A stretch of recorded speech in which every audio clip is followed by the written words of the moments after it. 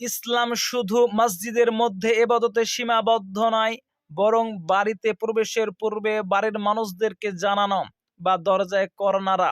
সুনানে আবু দাউদ হাদিস নাম্বার 2778।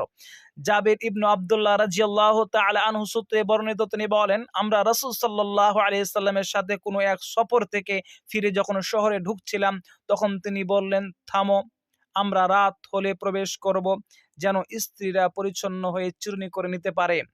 এই হাদিসে দুইটি বিষয় ফুটে ওঠে। এক, সফর থেকে বাড়িতে ঢুকার পূর্বে বাড়ির মানুষদেরকে জানানো। ফোনের মাধ্যমে জানাতে পারেন, হোয়াটসঅ্যাপের মাধ্যমে জানাতে পারেন, মেসেঞ্জারের মাধ্যমে জানাতে পারেন। দুই, স্বামীর সামনে স্ত্রী সাজগোজ করে থাকবে, পরিষ্কার পরিচ্ছন্ন করে থাকবে। দুঃখের বিষয় কি জানেন? আমার স্ত্রী, আপনার স্ত্রী, আমার মা, আপনার মা, আমার বোন, আপনার বোন স্বামীর সামনে তেমনভাবে সাজগোজ করে থাকে না।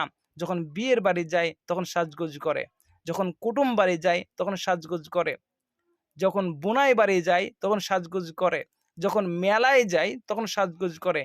এই নারীরা স্বামীকে সেভাবে তৃপ্তি আনন্দ দিতে পারে না, বরং এই নারীরা ততটা ভালো নয়।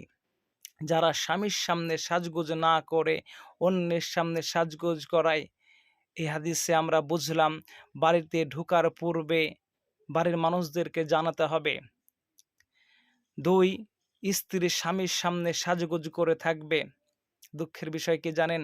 আমার স্ত্রী, আপনার স্ত্রী ছিঁড়া পোশাক পরে থাকে আপনার সামনে, নোংরা পোশাক পরে থাকে আপনার সামনে, পুরনো ধুরনো পোশাক পরে থাকে আপনার সামনে, আমার সামনে।